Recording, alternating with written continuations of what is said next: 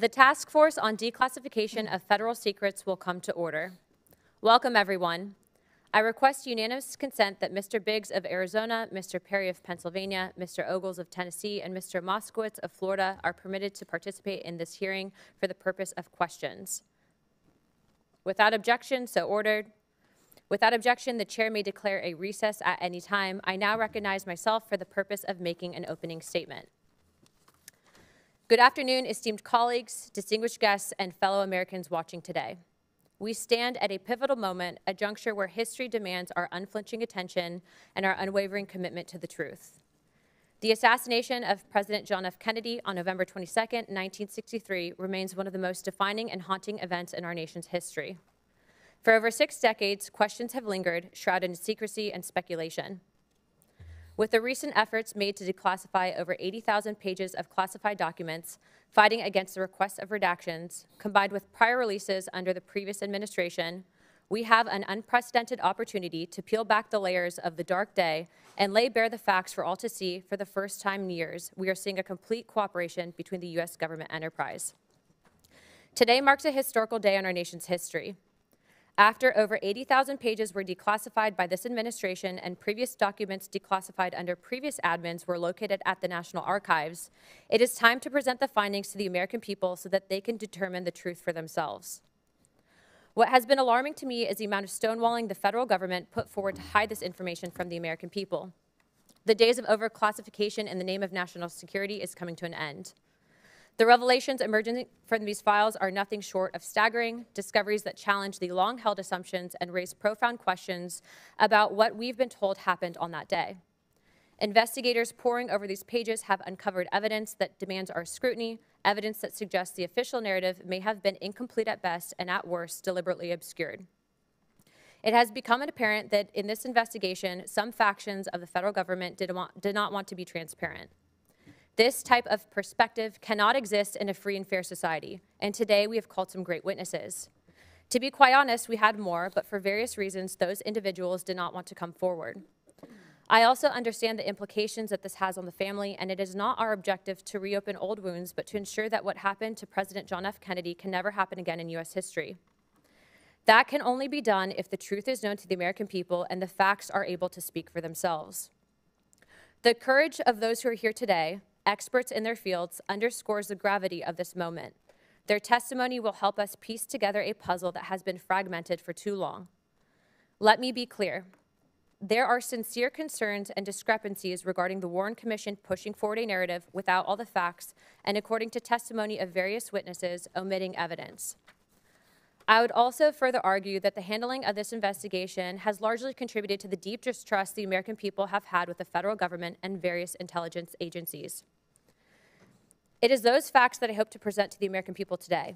For years, we've relied on a report that, while maybe well-intentioned, was built on a foundation of omissions and half-truths. Now, with these newly declassified documents, we can confront those discrepancies, whether it's inconsistencies in witness accounts, overlooked intelligence, or the troubling indications of interference that investigators are just now bringing to light. This is not about rewriting history for the sake of sensation. It's about honoring our duty to the truth and to the citizens we serve. As we begin this hearing, I ask you to approach it with open minds and steadfast resolve. The American people have waited long enough. They deserve answers, not obstruction. They deserve a government that trusts them with the unvarnished reality, not one that hides behind locked vaults. What we uncover today may unsettle us, but it will also empower us to learn from the past, to protect our future, and to ensure that transparency triumphs over secrecy. Let us proceed with the seriousness this moment demands for the sake of justice, for the memory of President Kennedy, and for the soul of our republic. Thank you. I would like to now recognize Ranking Member Garcia for the purpose of making an opening statement. Well, thank you very much, Chairwoman Luna. Before I begin, I just want to just publicly first congratulate you on a, I think, tremendous effort, obviously, within the Congress and your support of new parents in the Congress. And I also want to recognize the hard work that many folks from our caucus as well participated in. But I think that was a very courageous step forward. So I want to just congratulate you on your success so far. And we look forward to the days ahead there. Now, I've been asked to serve as the ranking Democrat on this task force to ensure that we remain focused on transparency and have a focus on the truth. Now, declassification of historical documents and careful review of the research can always provide us new and meaningful information to the public on a variety of topics. Now, for this hearing, I do have some broad remarks about declassification, but I want to start with, I think, really grounding us in who President Kennedy was and some facts about the president and his legacy. Now, we know that President Kennedy's assassination was a defining moment in our history and a genuine trauma for millions of Americans and people across the world. It has been, of course, an object of interest for decades. It's also a very human tragedy.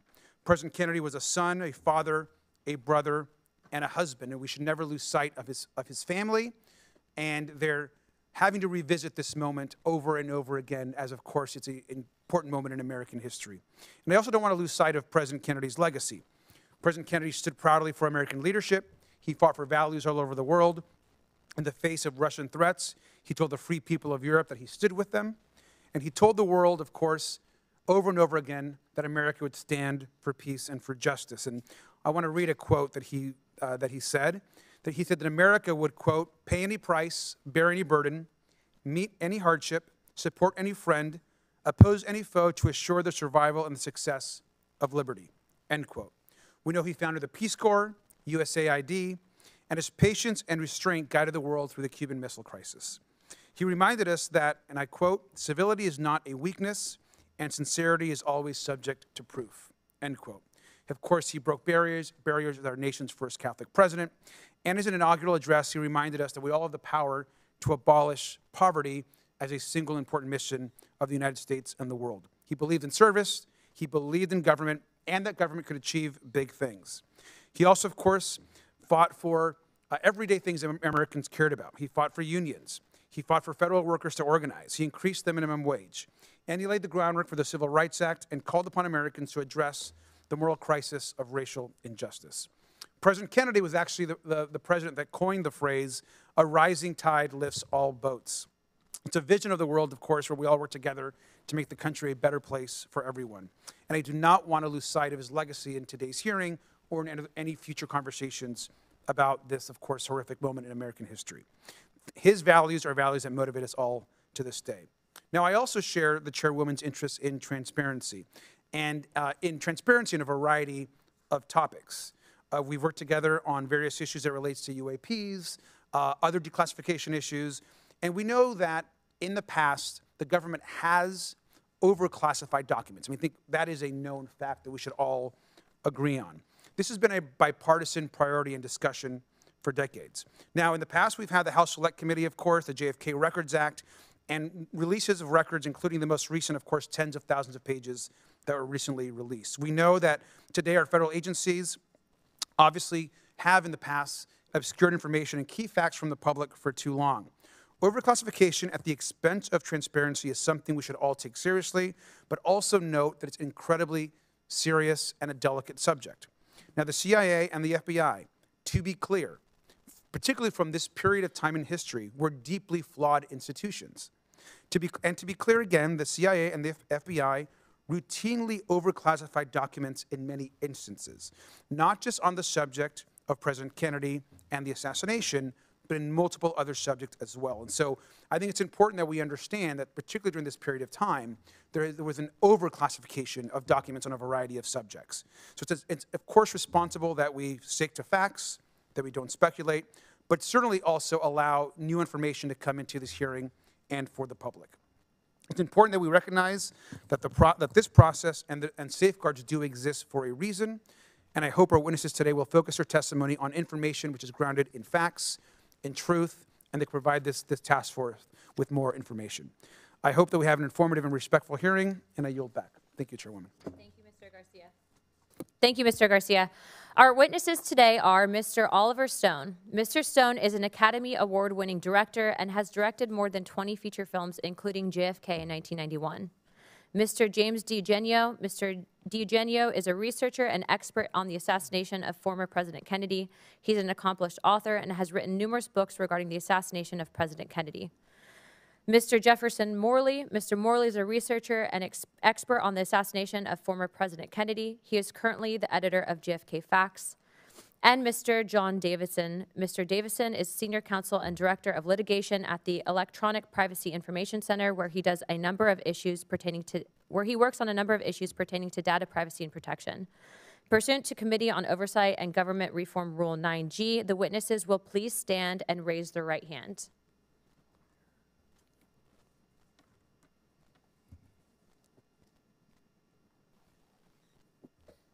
Do you solemnly swear or affirm that the testimony that you're about to give is the truth, the whole truth, and nothing but the truth, so help you God? Thank you. Let the record show that the witness answered in the affirmative.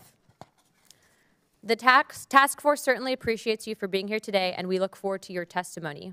Let me remind the witnesses that we have read your written statements, and they will appear in full in the hearing record. Please limit your oral statements to 6 minutes. As a reminder, please press the button on the microphone in front of you so that it is on and the members can hear you. When you begin to speak, the light in front of you will turn green. After 5 minutes, light will turn yellow, and after 6 minutes, you'll get gavelled. I now recognize Mr. Morley to give an opening statement. Thank you to all the task force, the House Task Force on Declassification. It's an honor to testify before you. It's a solemn responsibility to report on the disturbing new revelations that have emerged from the newest JFK files. And it is a grave matter to assert that CIA officers were culpable or complicit in the death of a president. So I want fact checkers to have all the evidence that I'm used to support my testimony today. I speak with the benefit of 3 decades of reporting on the JFK story. My first article on the role of the CIA in the events that led to the assassination was published in the Washington Post 30 years ago this week. As I pursued this story, I practiced the tried and true techniques that I learned at the Post. Knock on doors, get 2 sources, follow the money, start with the cover-up and proceed to the crime, and always ask the question, what did they know, and when did they know it? I did not start with a conspiracy theory, and I did not go looking for a smoking gun. I started with an open mind and looked for a fact pattern. As I interviewed and reported and researched on this story and the role of the CIA, I consistently avoided judgment on who was responsible, individually or institutionally. My research and reporting simply didn't give me a clear answer to the question, who killed JFK? What was clear over time is a new fact pattern. In the spring of 2023, the CIA fully declassified for the first time its pre-assassination file on Lee Harvey Oswald, the accused assassin who denied killing the president and was killed himself in police custody before he could defend himself. I have a copy here of the CIA's pre-assassination file on Lee Harvey Oswald, and I'm submitting it for the record.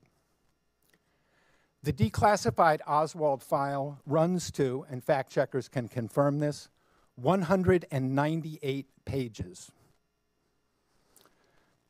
In the fall of 1963, in November of 1963, this file was held in the office of James Angleton, counterintelligence chief at CIA headquarters in Langley, Virginia, not 5 miles from the White House where President Kennedy lived and worked. To be sure, the declassified Oswald file is not a smoking gun. I showed it to journalists whose judgment I trust, and they shrugged. They said this is evidence of incompetence. CYA, they said, cover your ass. I didn't quite believe that, but I couldn't prove them wrong until March 18th. That was the day that the National Archives began posting long secret JFK assassination records that had been withheld from public view for decades. I started by looking at 9 declassified documents about Mr. Angleton. He was the man who compiled the Oswald file. And when I came to a long secret transcript of Angleton's testimony to the House Select Committee on Assassinations in 1978, My reservations about passing judgment on the responsibility vanished. One newly declassified passage showed that Angleton had lied under oath about his surveillance of Oswald's correspondence while he lived in the Soviet Union from 1959 to 1962. And that, for me, was a tipping point. The transcript, which the CIA withheld from public view for half a century, confirmed a disturbing fact. James Angleton is the third senior CIA officer known to have lied under oath about what they knew about the alleged assassin Oswald before JFK was killed. The first was Deputy Director Richard Helms. He lied to the Warren Commission in May 1964 when he said under oath the CIA had only, quote, minimal information about Oswald before JFK was killed.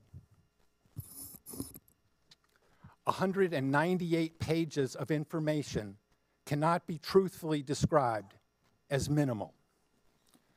The second CIA officer who lied was George Joannides, chief of the Covert Action Branch of the Miami Station in 1963.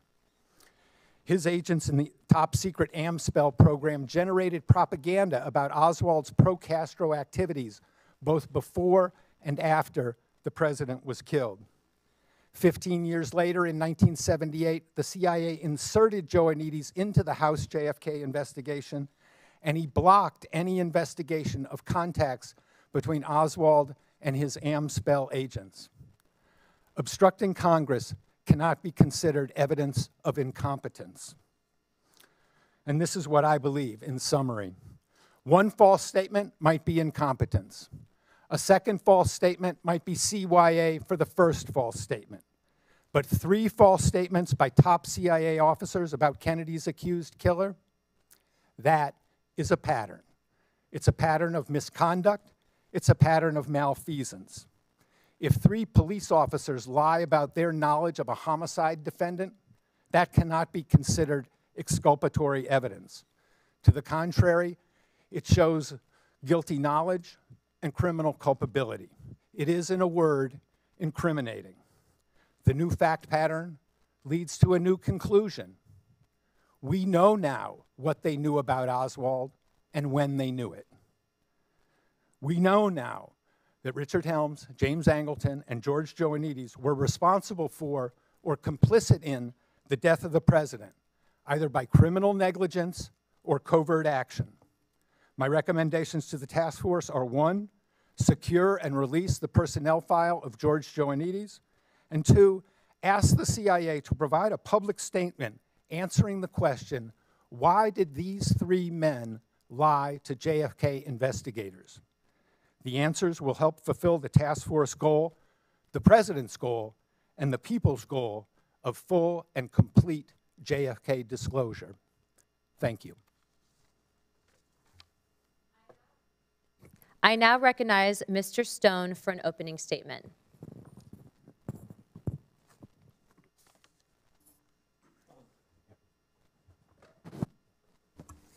Thank you, Chairman Luna, Chairwoman.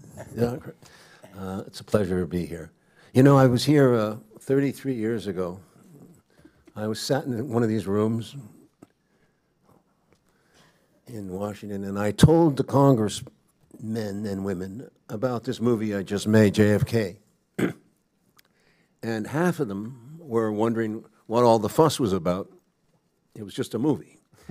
And the other half were passionate in responding to the cries of their constituents that demanded no more national security reasons preventing this from getting to clarity on our president's assassination. The Warren Commission of 1964, as it turned out, got us to second base with a lot of unknowns. And what was that? Obfuscations. And it all got crazier and crazier, sides taken on this and on that, and what happened that awful day. It wasn't clear as to who the heck did this. Killed the president at high noon in Dealey Plaza in Dallas on November 22. And then year by grudging year, we learned in increments a little, but not much more. Often one step forward and 2 steps back. And now it's 2025. 58 years since Jack Kennedy was killed in '63. Repeat, almost 60 years. That's about 2 generations.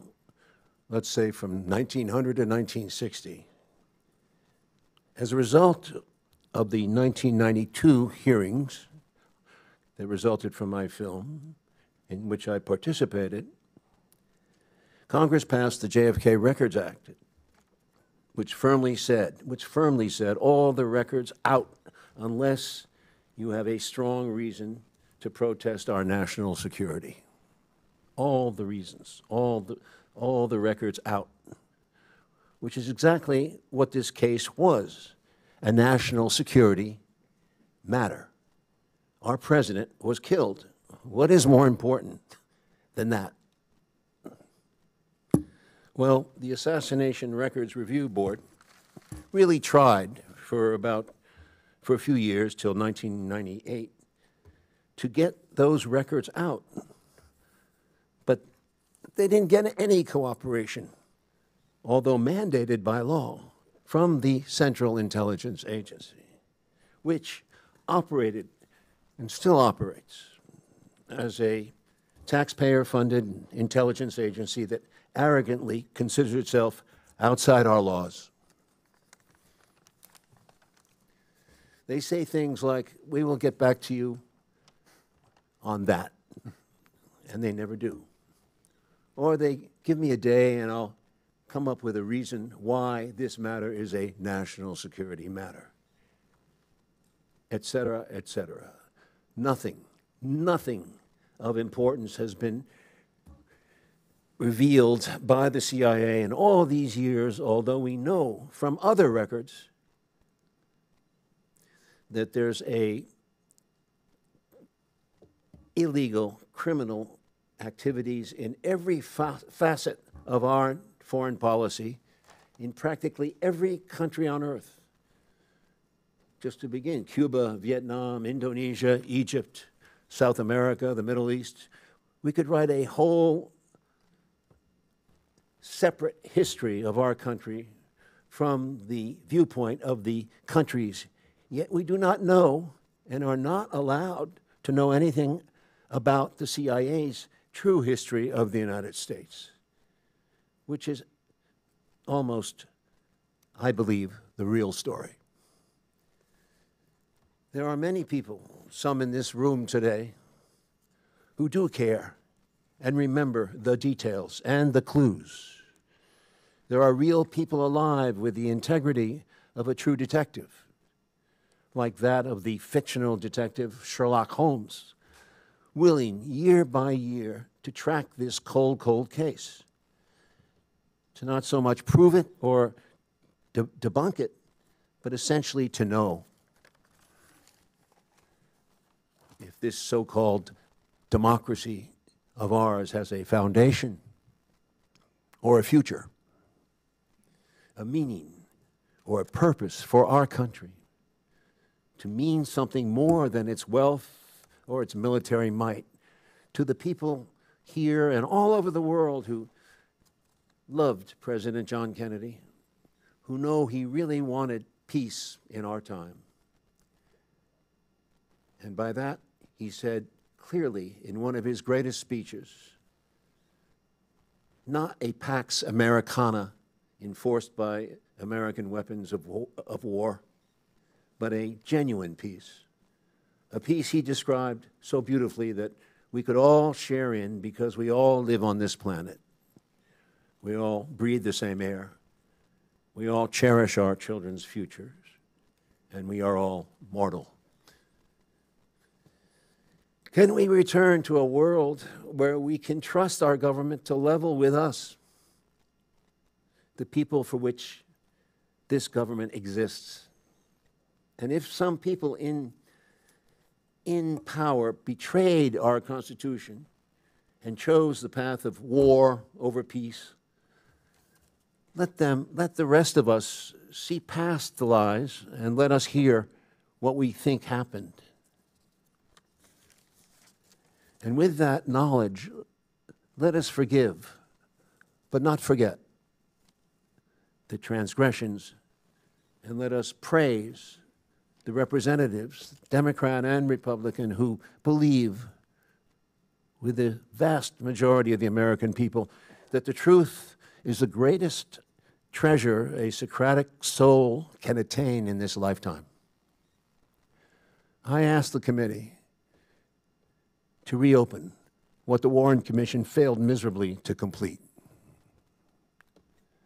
I ask you in good faith, outside all political considerations, to reinvestigate the assassination of this President Kennedy from the scene of the crime to the courtroom, which never happened, but which means the chain of custody on the rifle, the bullets, the fingerprints, the autopsy that defies belief, and that if it were a murder, we'd have given to the poorest man dying in a gutter.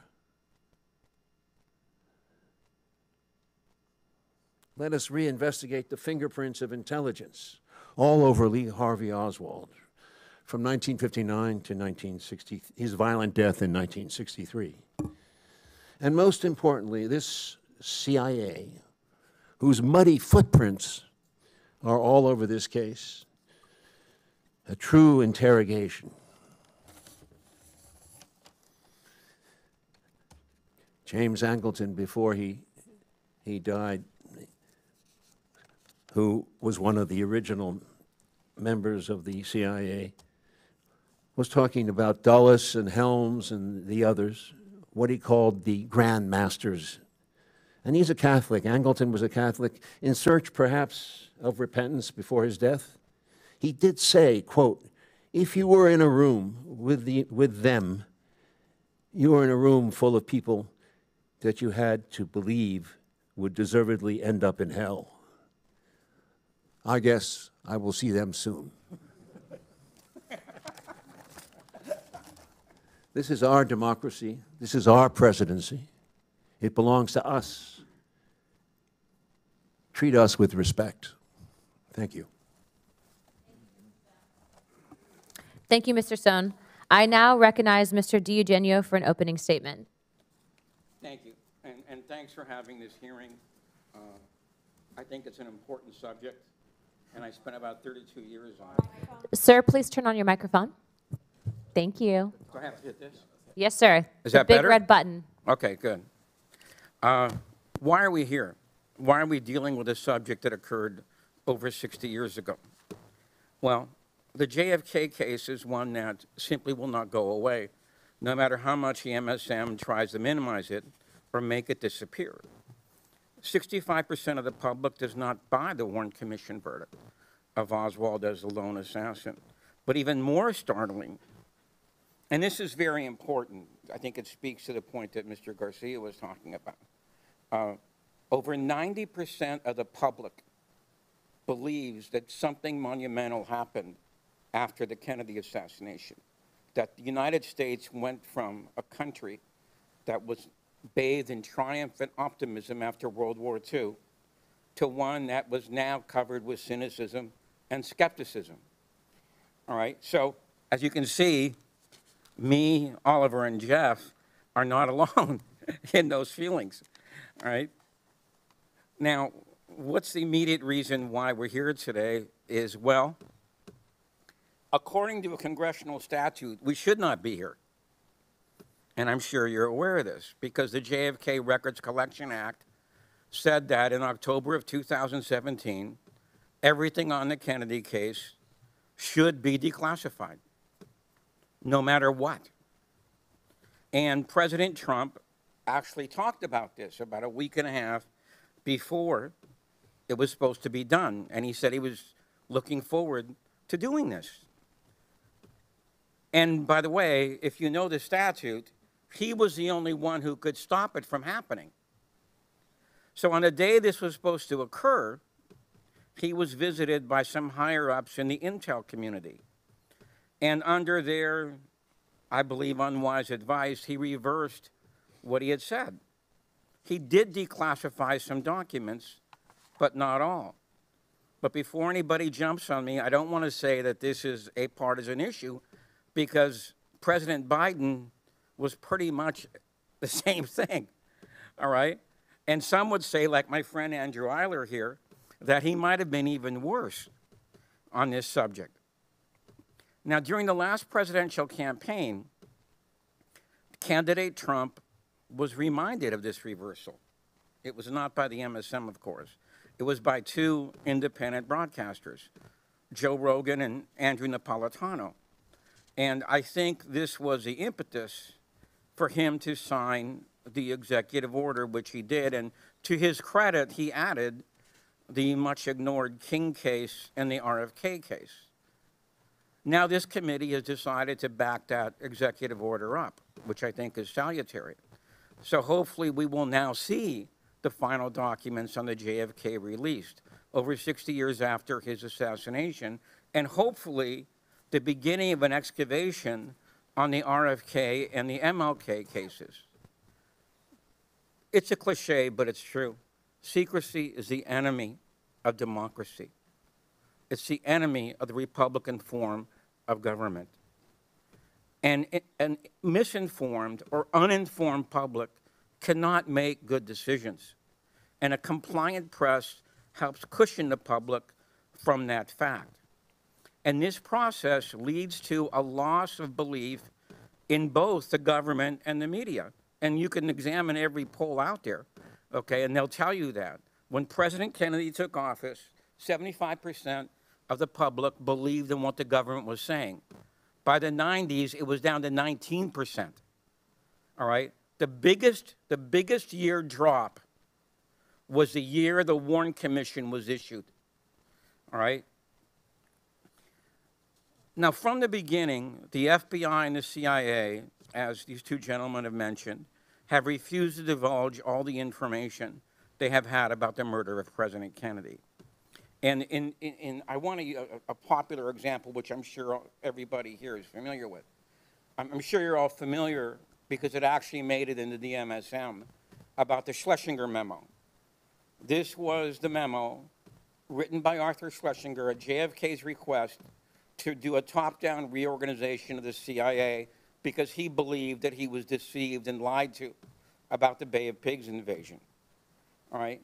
Now, I'm sure you also know that that was censored. About two of the most important pages were censored by the CIA, okay? These dealt with a very important subject, which is the control of the State Department by the Central Intelligence Agency.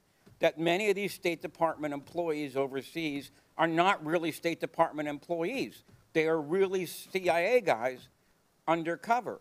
And Schlesinger cited the Paris office, all right, which is very important, because these guys are trying to overthrow de Gaulle at the time, and JFK gets on the phone with the ambassador and says, look, I don't know what these guys are doing half the time. Okay, so I don't even know if we're involved with this covertly or not. All right, and he was trying, and Schlesinger's memo was trying to get control of that.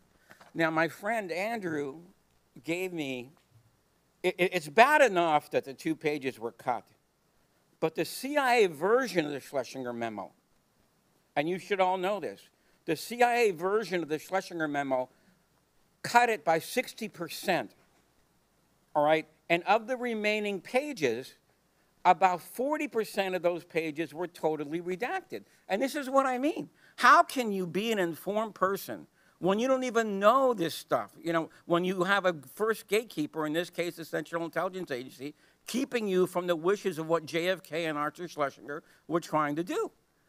All right? All right.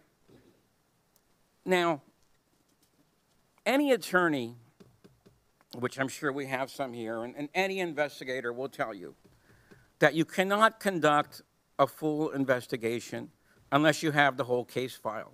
Well, here we are in 2025 still looking for the end of that case file, you know, on the JFK case. Now, let me relate in closing 2 episodes from the last attempt of getting all these documents out there. This is which I'm sure you're familiar with, the ARB, the Assassination Records and Review Board, which my friend here said lasted from 1994 to 1998.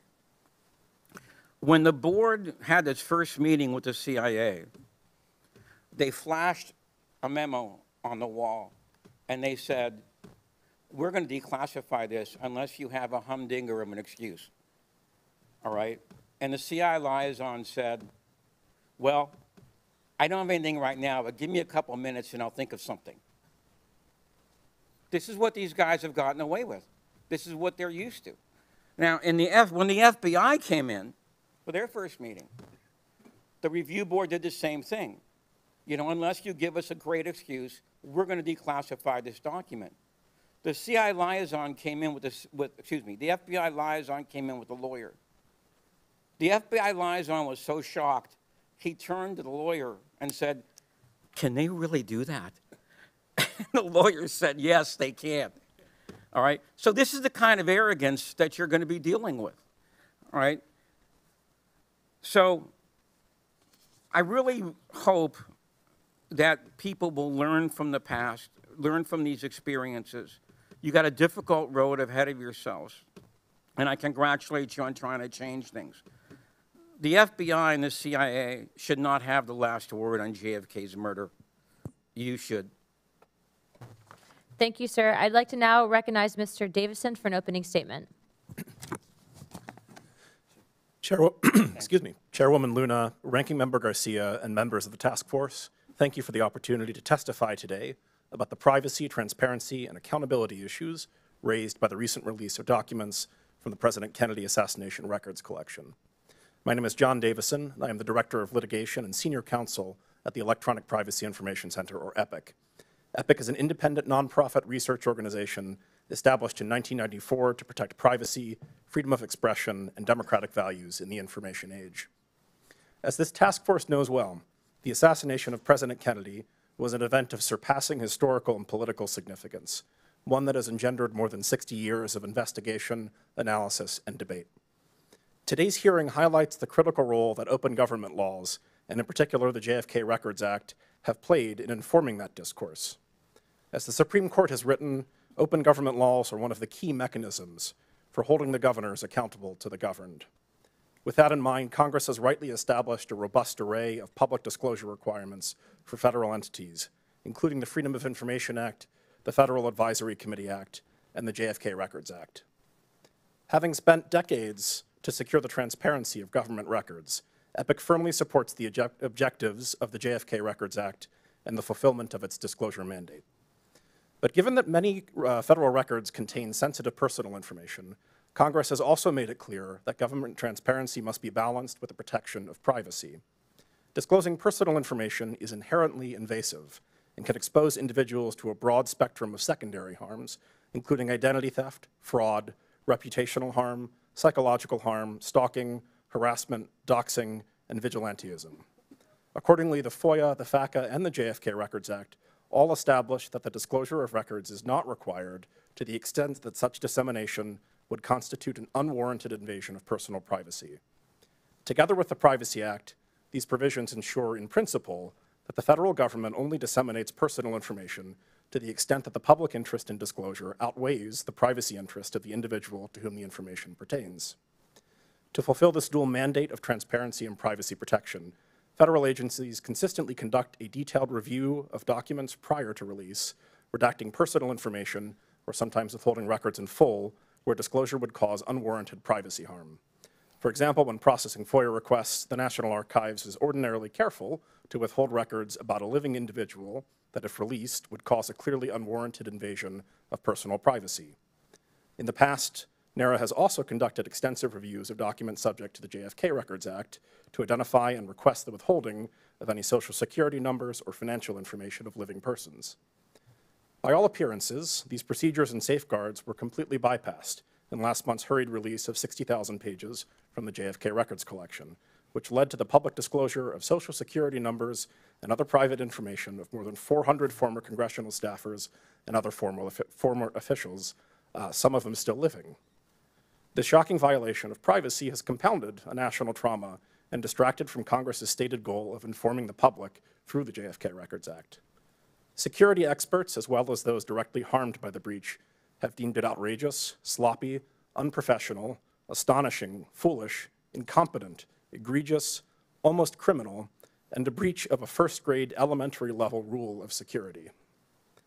NARA has reportedly begun to reach out to individuals affected by the breach, and the White House has promised free credit monitoring services and new Social Security numbers to those affected. But these steps are too little, too late. The bell can't be unrung. There are several lessons to draw from this episode.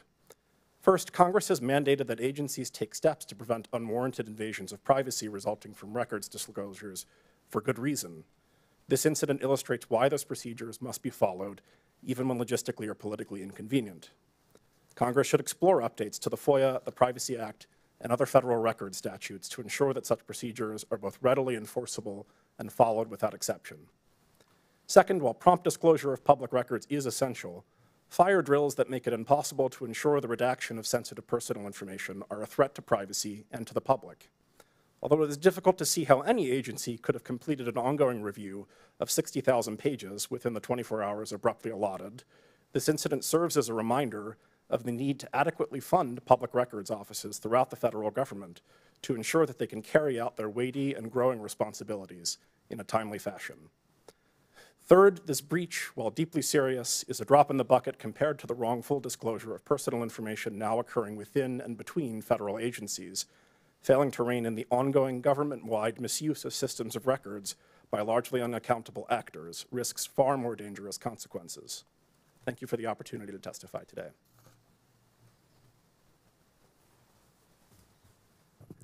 Thank you, sir. I now recognize myself for some questions. Mr. Morley, why do you say that the Oswald file was sitting on the desk of James Angleton a week before the assassination? Can you really prove that? Yes, I can. In the Oswald file, on page 254 and on page 275, you'll see a routing slip on 2 FBI reports about Oswald. And on November 15th, 1963, and November 14th, 1963, you'll see the initials JAR on the routing slip. That stands for Jane Atherton Roman. She was the liaison officer for Mr. Angleton. So when she signed for those 2 FBI reports, we have proof positive that they were on Mr. Angleton's desk. Are you saying that the 3 men, Angleton, Helms, and Joanides, plotted to kill the president? No, I am not saying that. I'm saying that they were engaged in covert activities related to Lee Harvey Oswald that have never been disclosed. And that's the imperative for the task force, to obtain those records of that secret operation.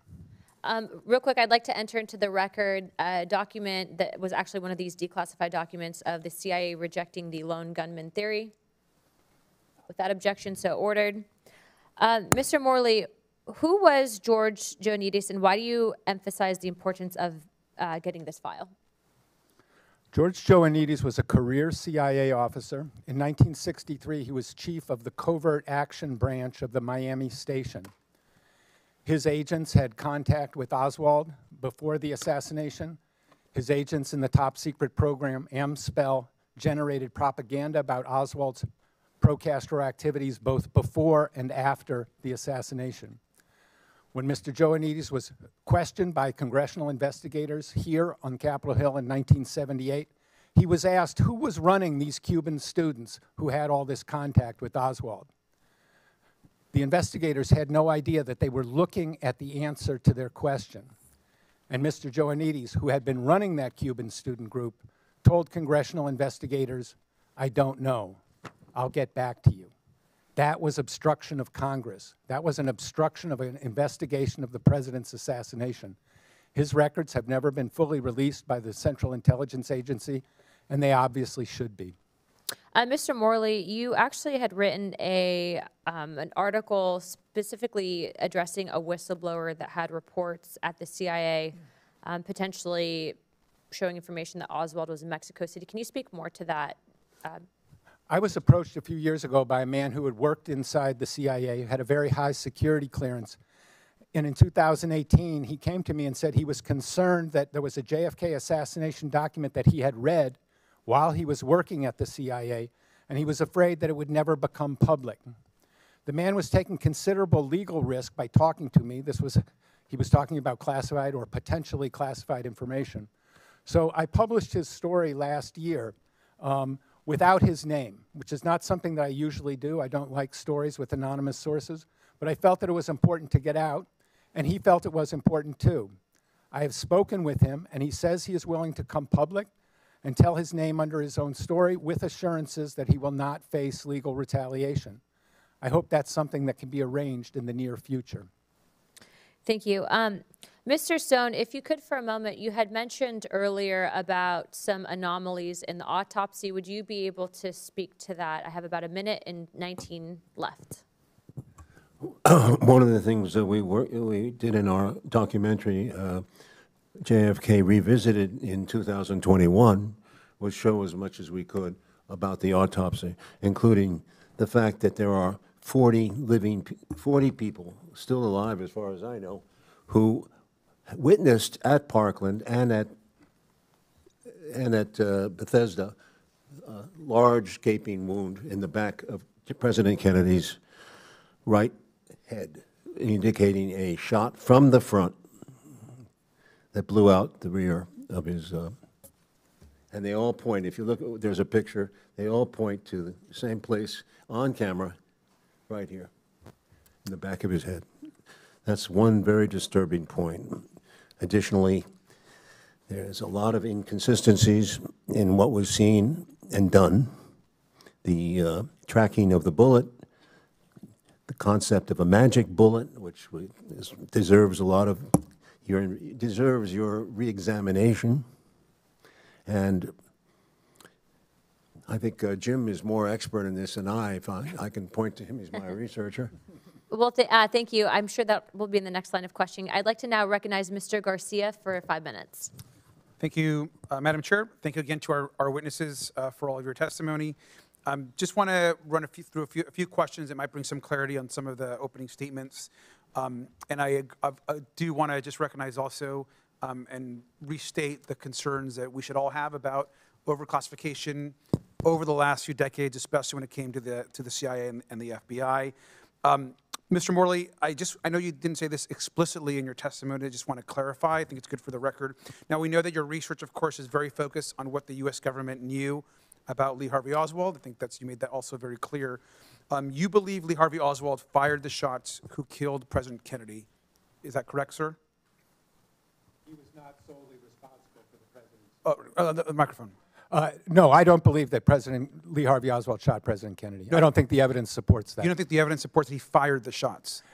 He might have fired a gun. He was not the intellectual author of the president's death. Okay, and I wanted to clarify, because I think the firing of the shots, I just wanted to clarify that you do believe that he fired the shots. No, I don't. Okay, that has not been determined by the evidence. Okay, well, I want to just get you to clarify that. Now, I want to also just say a few points. You, Mr. Morley, you have said that the CIA was not forthcoming with Congress in past investigations, correct, sir? Yes. Okay. I know you have said that you also you have said that CIA counterintelligence was also either new information or could have been responsible in some sort of broader plot. Is that correct, sir? Correct. Okay. But you have said, I think, just to correct what you said, you have said, though, that there is no direct evidence as of today that the CIA committed the assassination. Is that correct? I would say that the fact pattern that has emerged in last month shows culpability or complicity in the president's death. But no direct evidence. Is that correct, sir? We have very direct evidence of the CIA's surveillance of Oswald. No, I'm not asking about that. I agree with you, sir. I mean direct evidence that the CIA is connected to the assassination. All of these events connect the CIA to the assassination. And I understand that, sir. I'm just telling you my interpretation of what's been presented is that I have not seen direct evidence. I'm not saying, by the way, that that the CIA or the FBI haven't been involved in a variety of covering up information in the past. We know that to be true, but I just want to make sure that I'm very clear that I have not seen direct evidence yet. Okay. Thank you. I want to just recognize again, the overclassification issue is an issue, and I appreciate that clarification. I also think it's important that we're very clear with the public that we shouldn't be no one should be defending the CIA or the FBI, particularly from this period of time. I think they were involved in very questionable practices, not just on this issue, but on a variety of issues, so I understand that. I want to also just note that we should follow, of course, the facts wherever they go. Mr. Morley, in the run-up to this hearing, I know that there was some public reporting about this video that has been referenced. It's never before seen video of the shooting. That video itself is not a secret. I mean, JFK researchers have known about this video for a few years. Is that correct? For decades, yes. Okay. And the film is not definitive about Oswald's whereabouts at the time of the incident. No, it is not. Okay, and it's not regarded as overly important by serious JFK researchers. Would you agree with that? Correct. Okay. And it has never been a factor in major analysis in the causes of JFK's assassination. Is that also correct? Not in mine and not in any of the researchers I work with. Okay, thank you. And I think it's important to clarify that because I think there's a lot of speculation and Yes. interest in the video, but I think we should be very clear about what the video actually is. Also, I know as it relates to the rollout of the JFK files, it also included a lot of, I think, personal information. And Mr. Davison, I just want to turn to you for a minute. One of my concerns, of course, has been that a lot of personal information was actually released and has actually caused harm to certain folks. Can you just kind of speak to some of the concerns about the way that was released? That would be helpful. Sure. So the National Archives was aware, as was the National Security Council from public reporting, that these records contained a substantial amount of personal information, including Social Security numbers, which are consistently redacted in public records requests and in prior disclosures under the JFK Records Act, and proceeded to complete this rollout with a sort of abrupt 24-hour deadline at the end without taking the steps that are ordinarily taken to redact that information and to ensure that privacy is protected. And as I indicated in my initial statement, there's a whole host of harms that can come from that. Obviously, it's deeply inconvenient for your Social Security number to be published. It is, the White House has said they will issue new Social Security numbers, but there's a lot of harm that can happen in the meantime. And updating that information for an individual is tremendously complicated. Thank you. My time is concluded. So I just want to add to that point that as we declassify and work with the archives and others, we've got to make sure that people's personal information, of course, isn't being used in a way that's negative and can dox their family. So thank you. Agreed. Thank you, Mr. Garcia. And I will now recognize myself for 5 minutes. First of all, I want to say thank you to all of our witnesses who are here today. I also believe I want to say that the American people deserve transparency, not just on JFK files, MLK, Epstein list, all the things. I also want to say I'm grateful to President Trump for keeping good on his promise for transparency. This is a man who literally also took a bullet for his country. And I agree with you, Mr. Stone, on your testimony and your opening statement. Giving our country, giving our democracy meaning and a purpose for a nation. And that, to me, personally means getting to the bottom of the truth, getting the truth out of whatever three-letter agency is hiding information, whether it's from Congress, whether it's from the American people. But sunshine literally is the best medicine. And we've just seen over the last few years, regardless of your politics, but we saw 51 intelligence leaders sign a letter saying the Hunter Biden laptop was fake. Turns out that was a cover-up. We saw a presidential candidate and Donald Trump spied on by the political opposition. We saw Biden's health care, his health. The previous administration lied to the American people about the president's health. They called his falling down cheap fakes. We saw the origins of COVID covered up by a government. We saw documents after documents, hidden from the American people. Donald Trump was treated differently when they found documents at Mar-a-Lago versus the way Joe Biden was treated when they found documents in his garage. The government tried to cover it up, tried to cover from him. We were lied to about drones just in the last few months. And so when we talk about this, the deep state, not only was it around during JFK's assassination, but it's here today. It is right before our eyes. And they are doing this in real time with regards to the Epstein list. which the government still has not released today, and the American people deserve to know who rich and powerful is on that list and who the government is covering up for. So for decades, we've seen this happen, and I'll get to a few questions. Mr. Morley, I want to start with you first. You said, according to your testimony, in asking, what did the CIA know and when did they know it? What do you think that is? What is the answer to that question? I just want to say, I want to preface my remarks by saying I'm a liberal Democrat, and I don't shy away from that. That's part of my reporting, and that's part of my reputation for straight shooting. What did the CIA know about Lee Harvey Oswald, and when did they know it? Mm-hmm. A whole lot. 198 pages worth of information were on the CIA's desk when President Kennedy left for Dallas. So that foundational fact should guide us in understanding what happened. So who do you think fired the shot? I don't know. You don't know, but you don't believe it was Lee Harvey Oswald? Oswald was not the intellectual author of Kennedy's death, even if he fired a gun that day. Who do you think was the intellectual author of Kennedy's death? Kennedy's enemies high in his own government is as specific as I can be based on the available evidence. Mm-hmm. Probably CIA and Pentagon. How long had the CIA been surveying Lee Harvey Oswald before the assassination attempt? 4 years. 4 years. And what are some of the highlights of the CIA's pre-assassination file on Lee Harvey Oswald? They started reading his mail on November 9th, 1959, and they intercepted a number of letters between him and his mother. Those letters were forwarded to James Angleton in the summer of 1962. In the summer of 1963, Oswald attempted to infiltrate the CIA's favorite Cubans in New Orleans. He was arrested. The FBI sent reports on Oswald's arrest to Angleton's staff. They knew that he had attempted to infiltrate a CIA-funded group, that he had been arrested. And then they learned that he had attempted to travel to Cuba, a violation of U.S. law at the time, and he had made contact with a KGB officer in Mexico City. Okay, Mr. Morley, did the CIA or FBI have intelligence prior to the assassination of President Kennedy that Lee Harvey Oswald intended to kill him? No. Did the FBI did not either? No. No one did. And then how do we, Mr. Davison, how do we make sure the government is more transparent with Congress? You have 20 seconds. Good luck.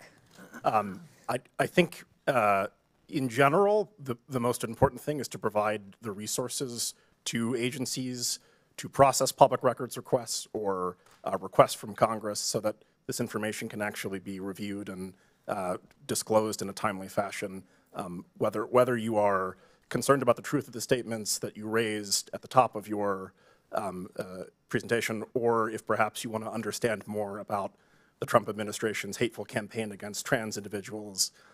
Either way, you would require more resources for public records disclosure and requests.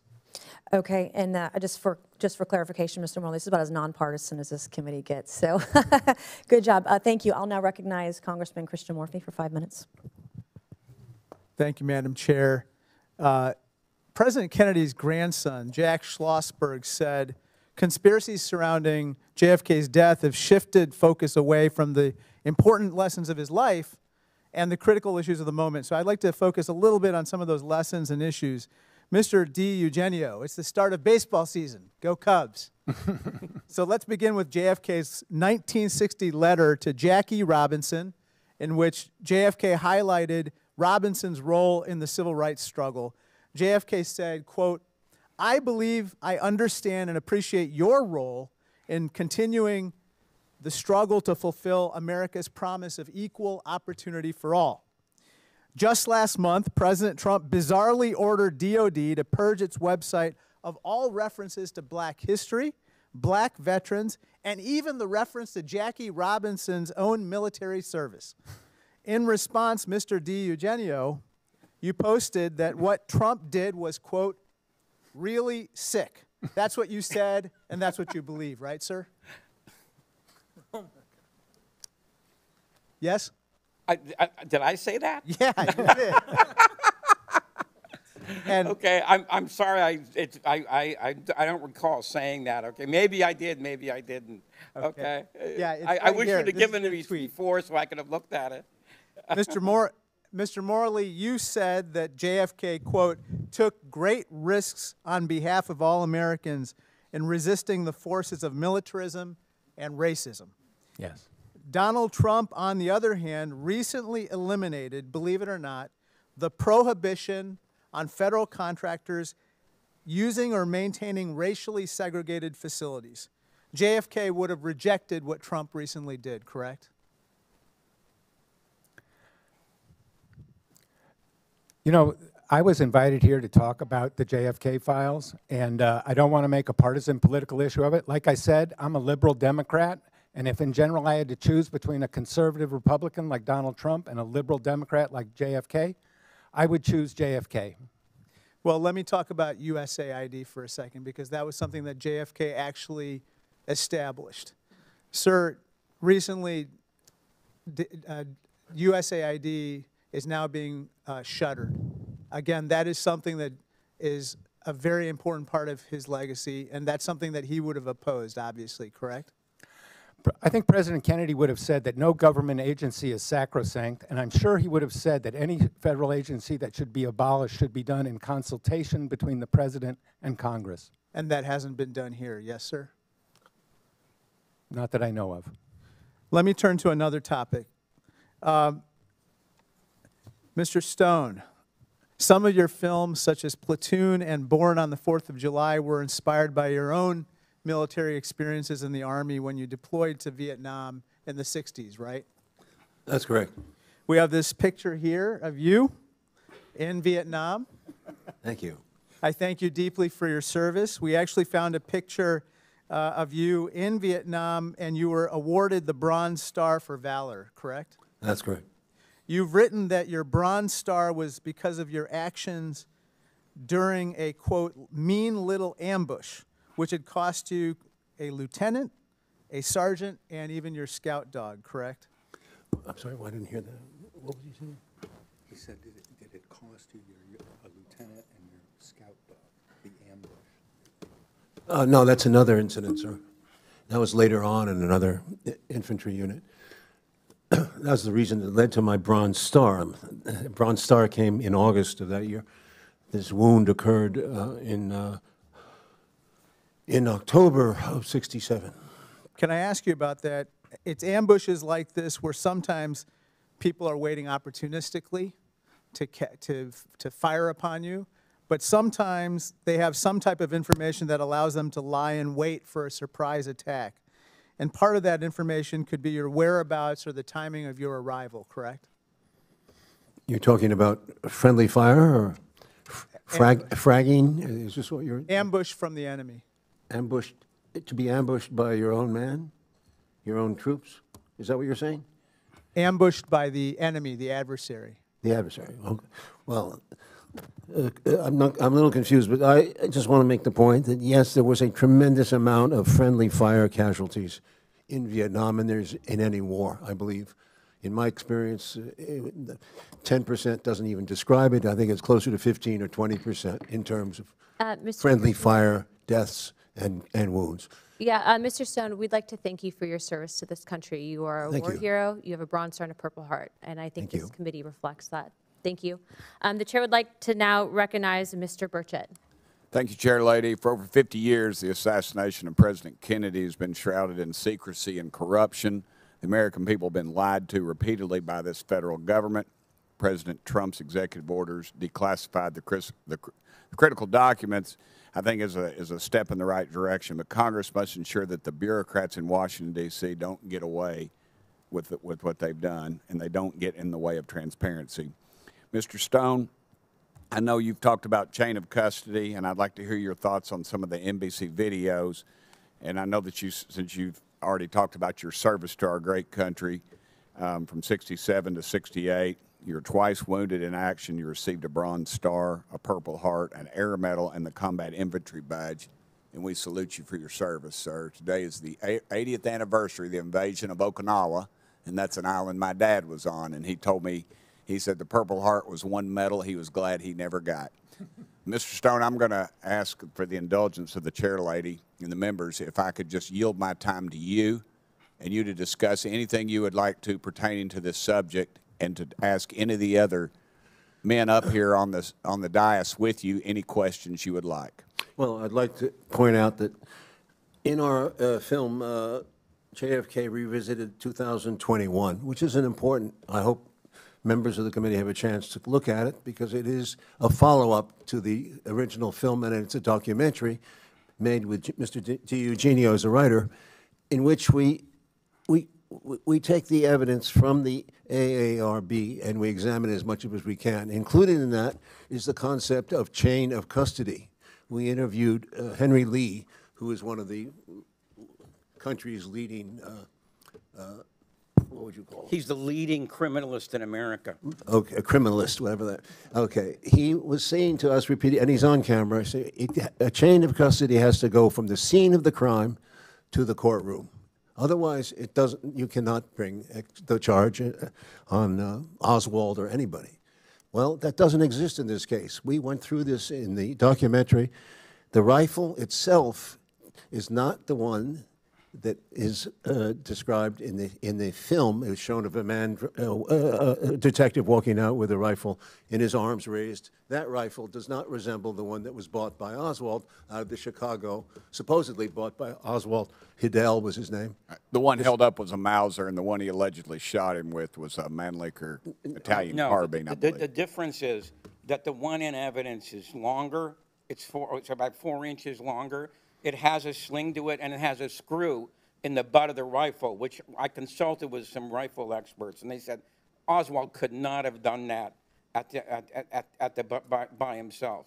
All right, so those are the differences between the one that the Warren Commission says Oswald actually purchased versus the one that they put into evidence. No rifle and no bullets, I said. Now, the bullets is even more ridiculous. As you know, there's been a long amount of controversy about the CE-399, the magic, so-called magic bullet, which came out apparently undamaged after wounding 7 or 8 wounds. We don't have a chain of custody proving that those bullets were ever used. So those are not, they do not match the ones at the 6th floor that were pictured. And that's the bullet that was found on the gurney, correct? Beside one of the bodies? Yes, except we don't know which gurney it was found on, okay? And then if you go to the chain of custody from, well, let me use this as an example. According to the evidence, all right, that bullet was turned over to the FBI at 9:20 that night. Okay, well, here's the problem. Frazier, who was the FBI ballistics expert, had the bullet at 7:35. How on earth can you have a bullet that hasn't been delivered into the White House? Because that's where the exchange took place. So that's one of the big problems. And I could go on for 2 hours on what's wrong with CE-399 as a piece of evidence. I don't think any district attorney in the United States would even try and submit CE-399 because it would blow up in your face. Concerning the medical that he mentioned, in the House Select Committee volumes, Volume 7, page 37, you will see a quote saying that the witnesses at Bethesda did not see this blown out back of the skull, which the witnesses at Parkland Hospital saw, which is strongly indicative of a shot from the front, all right? Well, this is what happened. When the ARB declassified all the medical files from the House Select Committee on Assassinations, that turned out to be a lie, because as many people at Bethesda saw this blown out back of the skull as saw it at Parkland. There's, I think, 21 and 21, so you have a grand total of 42 people. Can 42 people all be wrong? You know? I mean, that just defies imagination. 435 people are often wrong, but that's Congress. Thank you, Mr. Burchett. Ms. Lee, you're now recognized for 5 minutes. Thank you, Madam Chair, and our Ranking Member Garcia for convening today's hearing, and thank you so much for the witnesses for being here. I don't want this task force to get drawn too far down the conspiracy theory rabbit hole when we convene these hearings, because the reality of the CIA's past action is troubling on its own. This dump of documents alone showed evidence of illegal surveillance, break-ins, overstepping of authority. We've even got specific instructions on how to wiretap, including how to use certain chemicals to create markings on phones to tip off spies. But we already knew this was happening. We knew that the CIA committed human rights abuses and illegally surveilled people, which is why the work declassifying these documents is so important. We've got to have transparency, right? So that we can learn to do better, so that we can hold agencies accountable. But being reckless with this sensitive information is also not the way to do it. Declassifying documents around the assassinations of President Kennedy and Martin Luther King Jr. is a serious matter, and we owe it to the American people to get it right. Unfortunately, the rollout of documents we've seen so far has been sloppy and rushed. The release didn't really give us a smoking gun, but it did produce a plenty of collateral damage. Trump's actions have jeopardized the safety and security of hundreds of former congressional and federal employees by releasing their social security numbers and personal information to the public. And for what? To score political points by rushing the release. Many of the people whose personal information has been exposed are rightfully afraid about their identities being stolen and about threats to their personal safety. And people identified in the documents are already being forced to get new social security numbers at a time when President Trump is literally dismantling the agency that administers them. Mr. Davison, President Trump ordered the declassification and release of tens of thousands of pages within 24 hours. Do you think that that was problematic, and if so, why? Thank you for the question. It was. Going back to January, there, of course, was the executive order requiring the disclosure of all the records in the collection. My understanding is that the process was playing out, that the archives was conducting the review it needed to determine what few bits of these records needed to be redacted to protect, among other things, the privacy of individuals whose information was contained therein. And then that process was short-circuited. And despite awareness at the National Security Council and the archives that the disclosure of these records would cause tangible privacy harm, the rollout was conducted without redactions all the same, leading to the situation where hundreds of social security numbers have been disclosed, creating a quite scary and alarming situation for those whose numbers were implicated, who now have to rush to place freezes on their credit accounts, if they're issued new social security numbers, to update all of that information with all of their various accounts and creditors and so forth. So that it is a serious issue for the people affected, and it could have been avoided with just a little bit more due diligence of the sort that the archives normally exercises. Yeah, so is there a way that Trump could have protected that personal information? Is there a way that the president could have protected that information? Yeah, by going through the ordinary process of reviewing these documents and dictating that these particular social security numbers and other sensitive financial pieces of information would not be disclosed with the records. Certainly, thank you. Mr. Morley, as someone who's read through all of the documents, do you think that the documents could have been better organized so it was more accessible to more people?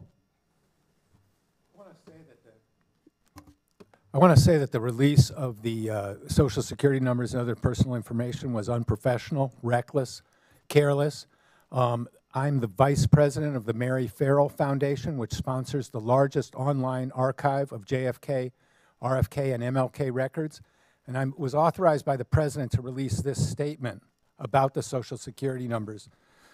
While the MFF is an advocate of full transparency and the JFK Records Act make no exception for such information, we are electing to redact all the social security numbers in these records, unlike seemingly mundane document details, which sometimes do add to the history of the case. Yeah. Social security numbers add nothing of value and expose their holders to possible identity theft. Accordingly, when we put these particular documents online in the coming weeks, we will be adding our own redactions to them.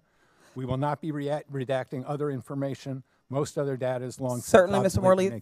Thank you so much for adding that. Yeah. I just want to be clear.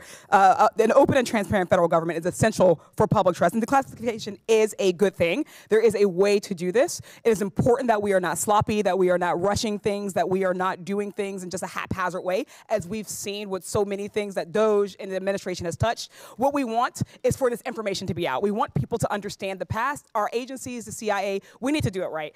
With that, I yield back. Thank you very much. Without further ado, I'd like to recognize Ms. Boebert for 5 minutes. Thank you, Madam Chair. Thank you to our witnesses for being here today. Hopefully we can stay on topic for the rest of this hearing. We seem to be wrapping up pretty close here.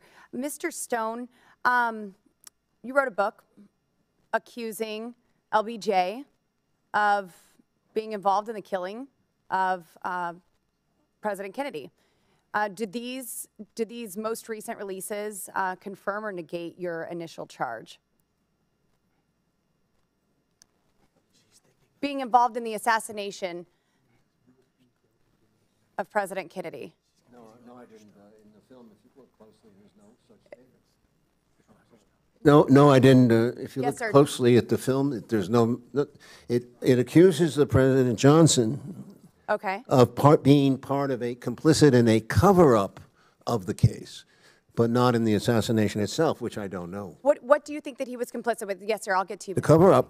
Well, how about, for starters, appointing Alan Dulles, the head of the CIA, who was fired by Kennedy, to the commission itself, to the Warren Commission, and he goes to almost every meeting, and he's pretty much in charge of the Warren Commission from the beginning. Alan Dulles. That's part of the evidence that points to President Johnson's either incompetence or involvement. Mr. Morley, I think you had something to add on that. I think you're confusing Mr. Oliver Stone with Mr. Roger Stone. I haven't stated it yet. Who? No, sorry. It's Roger Stone who implicated LBJ in the assassination of the president. It's not my friend Is that what all the Oliver whispers Stone. were there? I may have misinterpreted that, and I apologize for that. But there seems to be some alluding of, like you said, incompetence or some sort of involvement there on the back end.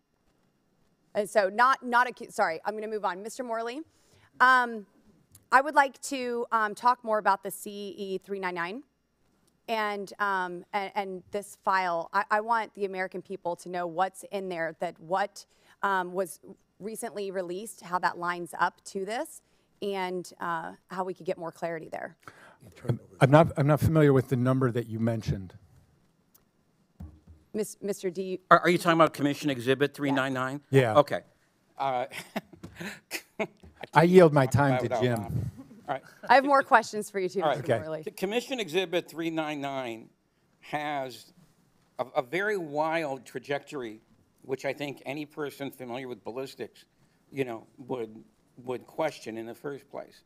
Then the second place is it has a very, very dubious chain of custody. All right, from it was first captured at Parkland Hospital. Tomlinson and Wright, who worked there, turned it over to the Secret Service. Then the Secret Service turned it over to the FBI. Any investigator would want to interview Mr. Wright because he was the security guy who turned over the bullet to the Secret Service. Well, Wright was not interviewed, and there's a good reason he wasn't interviewed. When Josiah Thompson was writing his book, 6 Seconds in Dallas, he interviewed O.P. Wright, who was the director of security at the at Parkland Hospital. And he said, yeah, I'm the guy who gave the, and Thompson put up a picture of CE 399 in front of him. And Wright said, they say that's the bullet that I turned over to the Secret Service? And he said, yes. And he says, no, I did not turn over that bullet. And he opened up the drawer, okay, and because he was in charge of the whole security thing, and he pulled out a bullet and says, this is the kind of bullet that, it wasn't a hunting round, okay, all right? And so he said, and he was, by the way, he was so stupefied that after the interview, he chased Thompson down the hallway. And he said, are you sure that's the bullet I said, that they said I turned over? And he said, yes. And he just shook his head. You know, I can't believe, he couldn't believe it. Thank you. I would love to go into that deeper. But Mr. Morley, before my time is up, why do you believe that the CIA was surveilling Lee Harvey Oswald in the years before JFK's assassination? And what methods did the CIA use in this surveillance? One of the documents that was released last month revealed that when Angleton put people on the list for intercepting their mail, his purpose was to approach them to be a contact or a source. So I believe that Angleton, when he put Oswald under male surveillance, was considering using him as a contact, as a source. The means of surveillance that were used were first male surveillance, and then Oswald came under photographic surveillance, wiretap surveillance, and contact with CIA-funded groups. Thank you. Madam Chair, I yield. I now recognize Ms. Crockett for 5 minutes.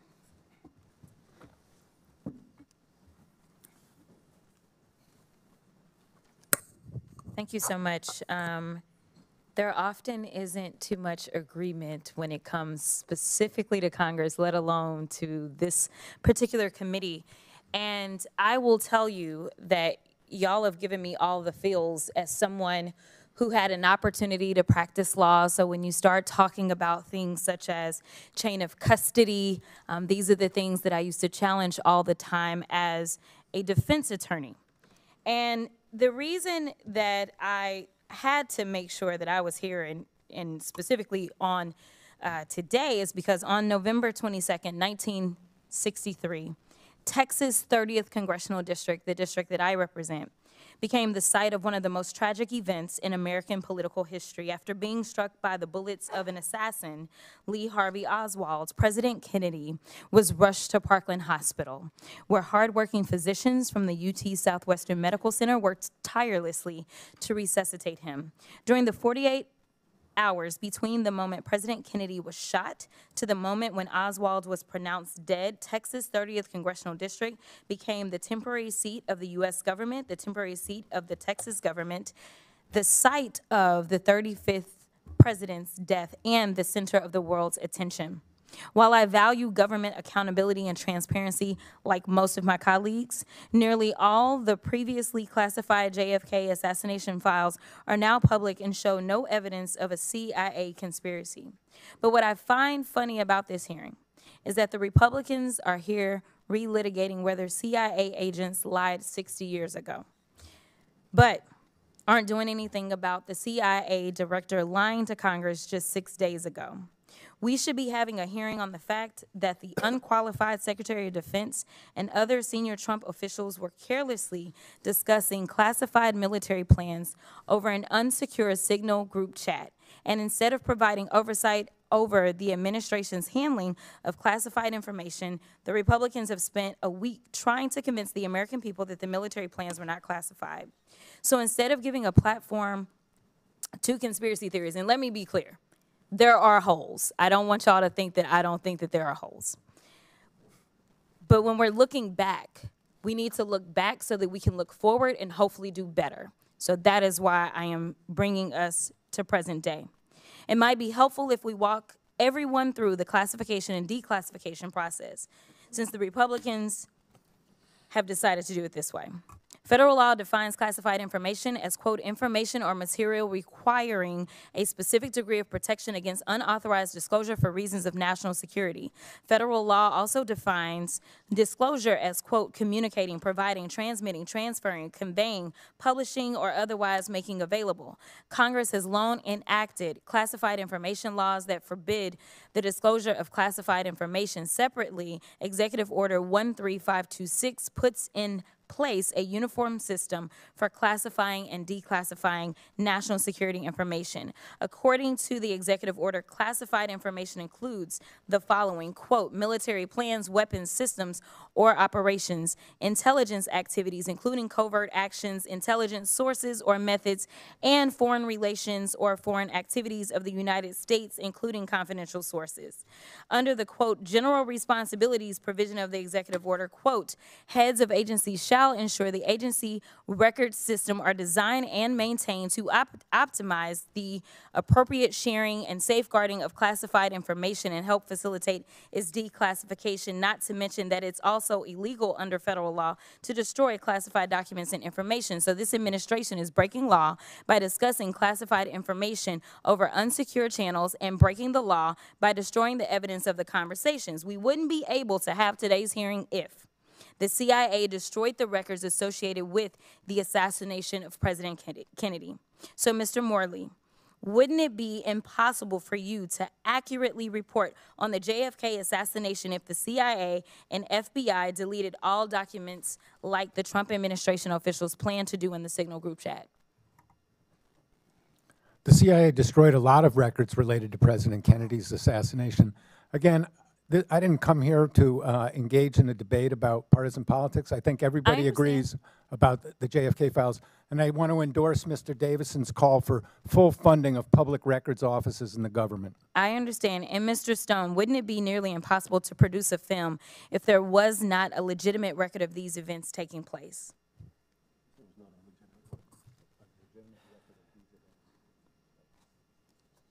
Well, that's a very good question. Not really. Oh, I'm sorry. That's a very good question.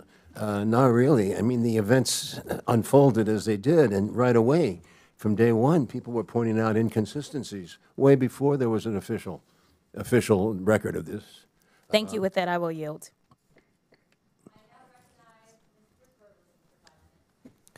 Mr. Morley, Mr. Stone, Mr.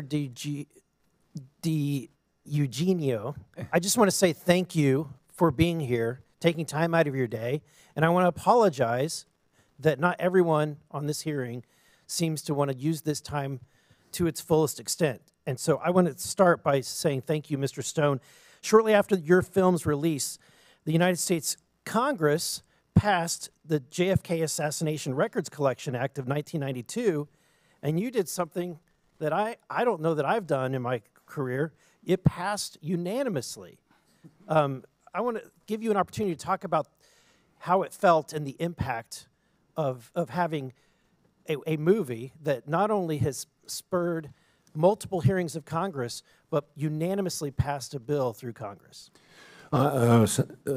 Sir, I was at the time, I was told that by many people who were involved, and they were very happy and thought that this was a great public duty. I didn't feel that way. I felt like I was being skewered the whole time in the media. And many people volunteered, important people volunteered negative impressions that were not based, I don't think, on reality. That the people didn't even bother to see the film, for example, and were saying that he's got Lyndon Johnson and all that involved and blah, blah, blah. And he's got 55 people, different agencies involved. I mean, this is nonsense. Well, I just want to say on behalf of the American people, thank you for what you did, because because of your work, we now have documents like this one. Madam Chair, I'd like to enter into the record a CIA document that ends in number 10056. Without objection, so ordered. In this document, it describes that, it dispels the narrative that when Oswald visited Mexico City, that he only met with Sylvia Duran. In fact, in this document, he met with a KGB official. Remarkably, the individual by the name of Kostakov was actually a member of KGB and Department 13. Yeah. Because of your work, we now have this kind of evidence. He actually met with a member of the KGB who was part of the Wet Works, the assassination team. I also want to say thank you because of your work, we have another document that I want to enter into the record. This is ends in 10191. Without objection, so ordered. In this document, we have a testimony that an individual named Francisco Tamayo, otherwise known as the El Mexicano, accompanied Lee Harvey Oswald into Mexico City for his meetings in both the Cuban embassy and the Russian embassy. Mr. Stone, I'm shocked that this narrative has only really been something that we've seen only in the last few years. You would think that the Warren report would have reported the fact that Oswald had met with a KGB individual in the Department 13 of, basically the assassination division, and that he was accompanied by an individual known as El Mexicano that later an FBI report indicated that this individual, El Mexicano, was captured in Venezuela for attempting to assassinate another individual. Mr. Morley, I want to ask you about Mr. Angleton. Who is Mr. Angleton? James Angleton was the chief of CIA counterintelligence from 1954 to 1974. In that period, he was one of the most influential men in the CIA, serving under four different directors. And what did he tell the Warren Commission in 1963 and 64? When the Warren Commission came asking Angleton for information about Oswald's visit to Mexico City, Angleton wrote a memo, or told his aides that he wanted to, and this is a quote, wait out the commission. He did not cooperate, and like like Richard Helms, they both basically fooled the Warren Commission and deceived them about what they knew about Oswald. And later, we now have, because of the work of Mr. Stone and others, we have Mr. Angleton's testimony that he gave to the Assassination Committee, the House Select Committee on Assassinations. What insights did we gain from that? This document was not fully declassified until March 18th, and in there we learned for the first time that Angleton had lied to the House Select Committee when he testified in October 1978 in an office building about 2 blocks from here. And that was never known before until March 18th that he had done that, and that is one of the most significant revelations to come out of this. People will say, oh, well, there's nothing new here. No, there's something new here. The New York Times, the Washington Post have never reported that that 3 top CIA officials lied to the JFK investigators. Yeah, and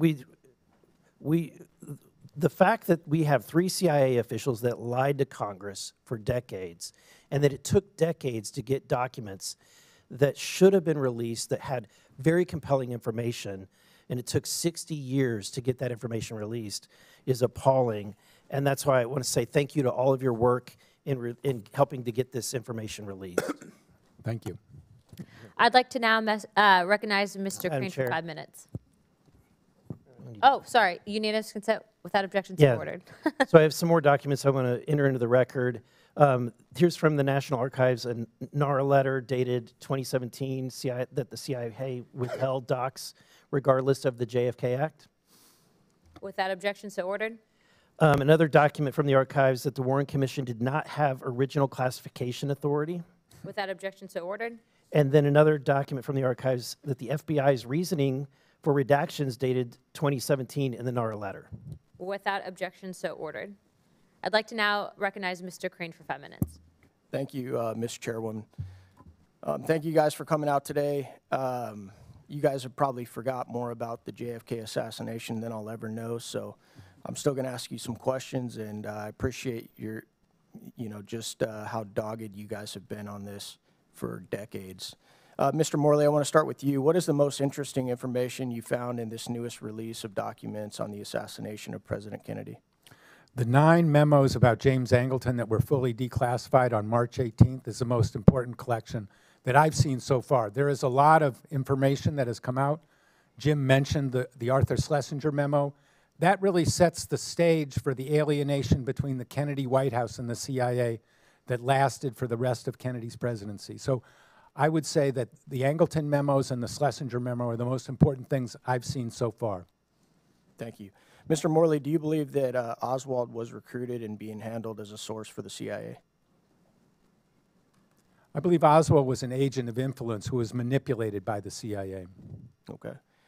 And as I was going through some research, one of the things that I found interesting, and please correct me if I'm mistaken here, any of you guys on the panel, but Mr. Underhill, who was a CIA agent himself, who apparently left D.C. the days after the assassination in a hurry, Gary Underhill then confided in a friend that a clique within the CIA had assassinated Kennedy.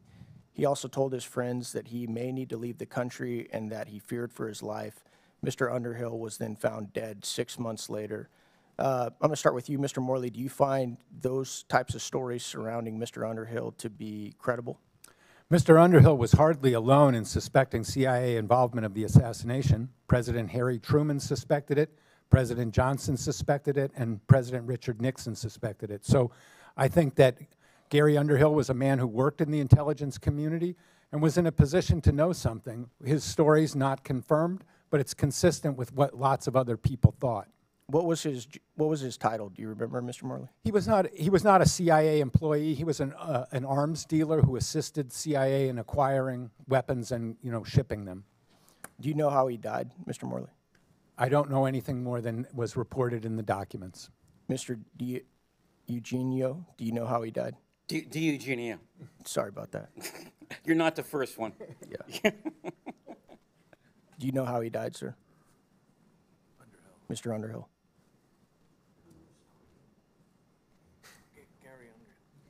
Do you know how he died? Gary Underhill? Yeah.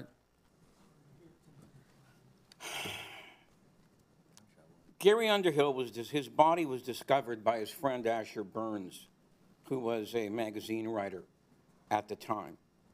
And the door was open, ajar a little, and Burns entered the room, and he thought Underhill was sleeping. But as he approached the body, he saw that there was a hole, a bullet hole in his head, all right? Asher Burns was so disgusted by the investigation that came after that he didn't even want to talk about what had happened.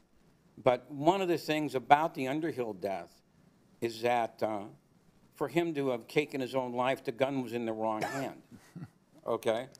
All right, so that was one of the most puzzling things, you know, about that particular case.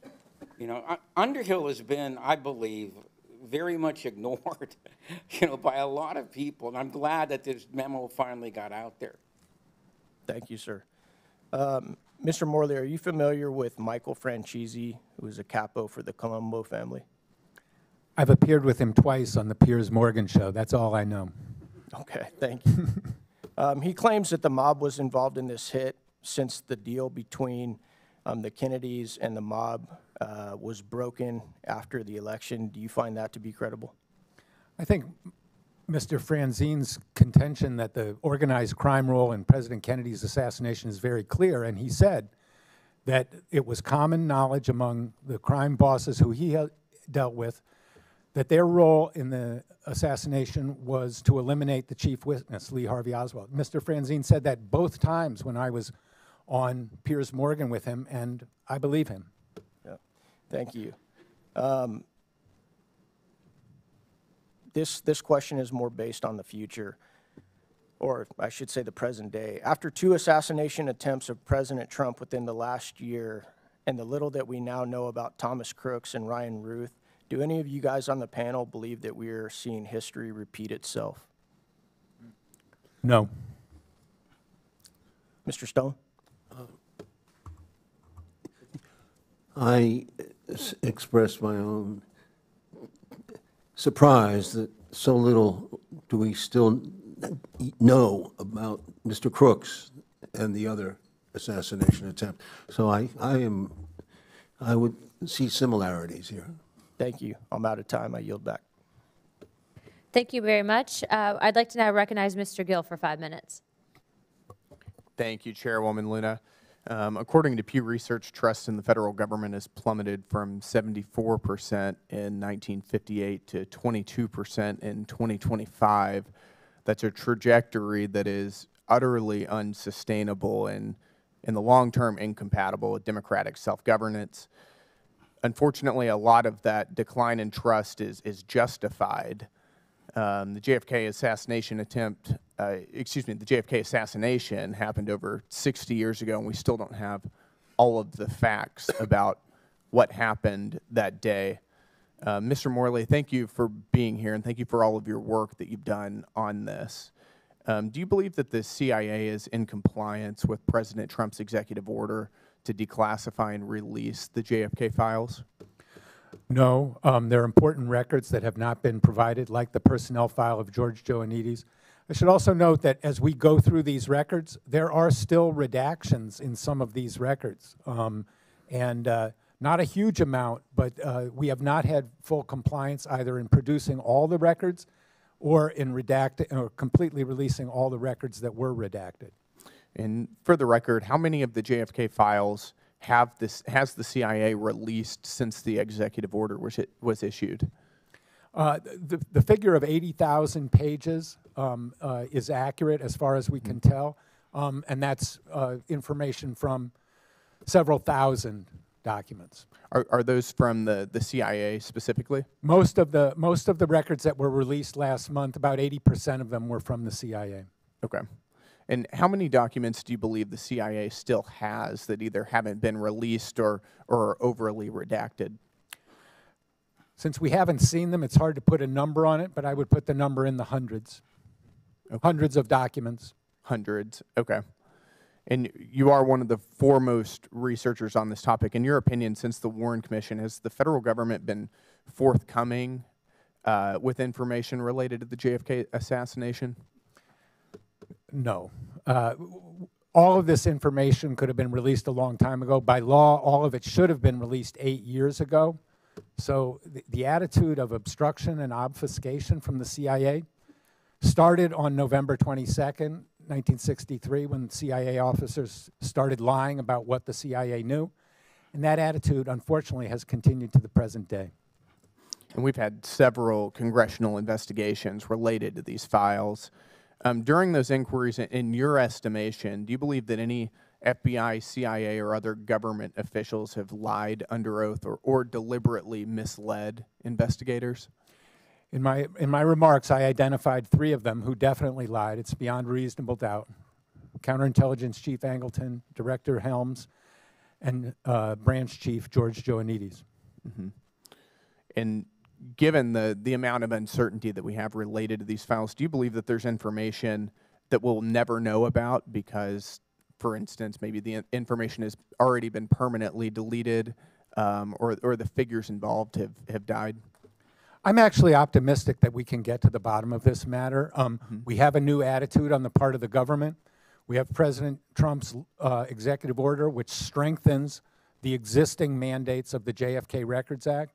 So I think if the task force and the public and the Congress apply pressure and demand this material, we can get it and we can reach a decisive clarification about the causes of President Kennedy's assassination. Thank you, and I'd like to yield the balance of my time to the chairwoman. Thank you very much, Mr. Gill. Mr. Stone, I'd like to ask you specifically, in talking with you earlier, you mentioned 3 women that were witnesses that had their testimonies omitted by the Warren Commission in regards to seeing Oswald in the book depository. Can you speak to that a little bit, please? Yes, it's a very interesting piece of information that we put into our documentary, JFK Revisited. It came out of the AR. It came out of the ARB, or it came out from... I'm not sure if it... Anyway. It came out in recent years.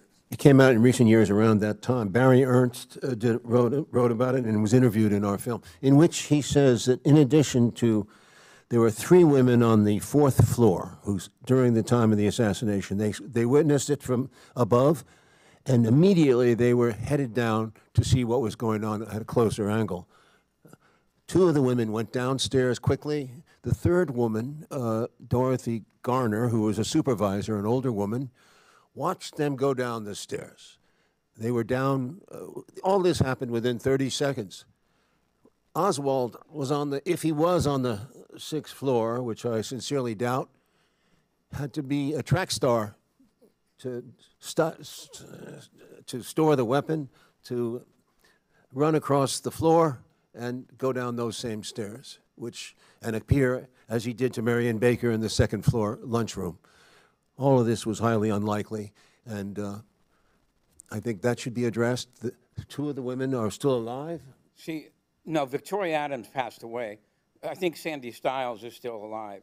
The Garner, it's called the Stroud document, and it has Garner's testimony in it. All right. This was discovered by writer Barry Ernst in 1999 as a result of the ARB. All right. And it turned out that the Texas Attorney General, Stroud, had talked to Garner, the supervisor, and sent this information to the Warren Commission in the summer of 1964.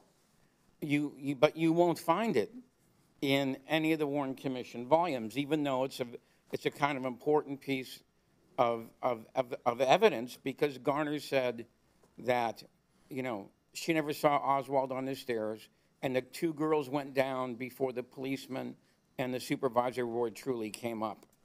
So it's very hard to believe that Oswald was tearing down those stairs, you know, and this woman never saw him. Mr. Oswald, Mr. Oswald, Mr. Stone, sorry, lots of Oswald today. Mr. Stone, one of my last questions for you before we wrap up this hearing.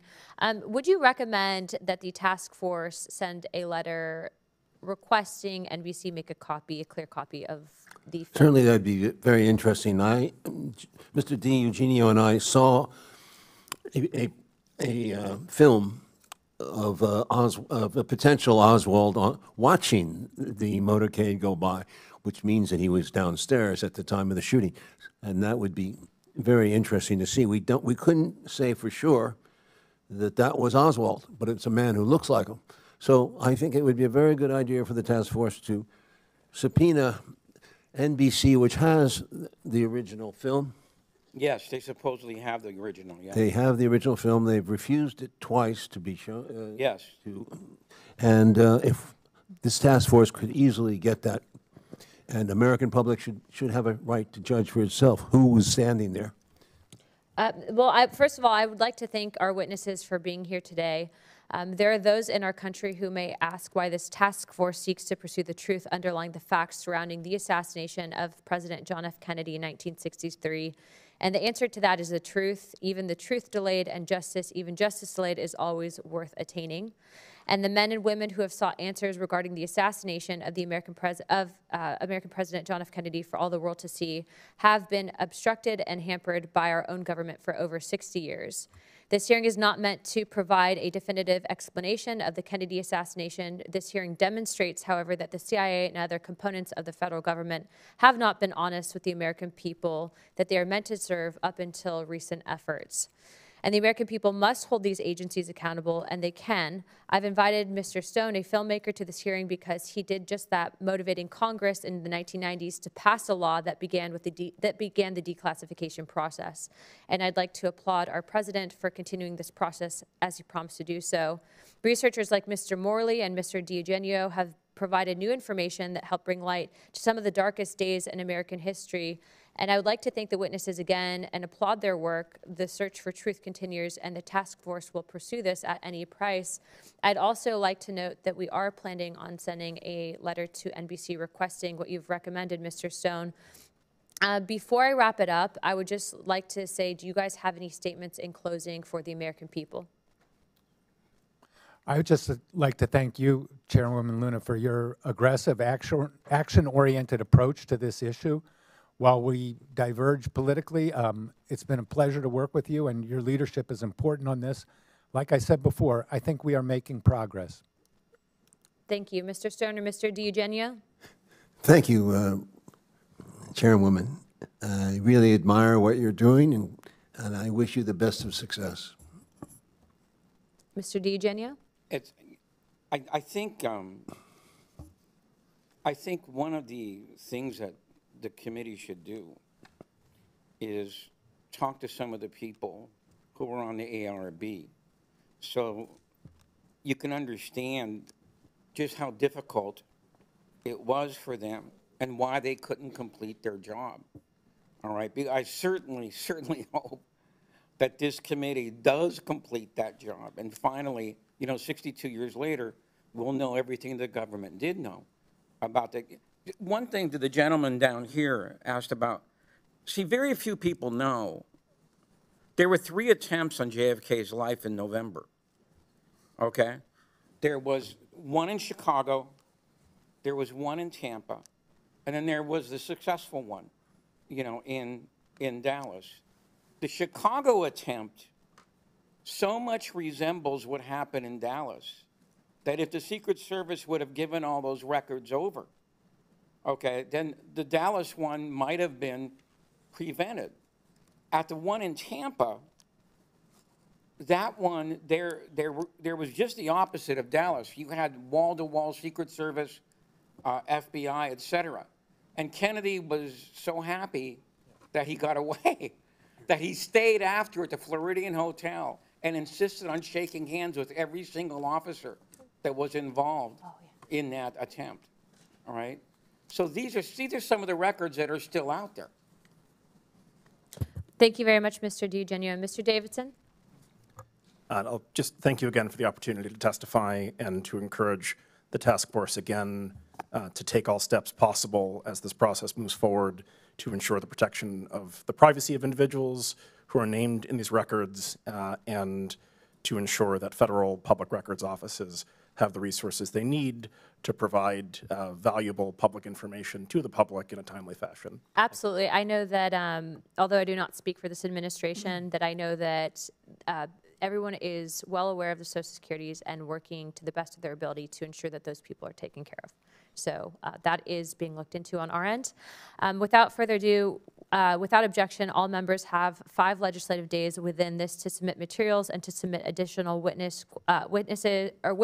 questions for the witnesses, which will be forwarded to the witnesses for response. If there are no further business, without objection, the task force stands adjourned. Thank you.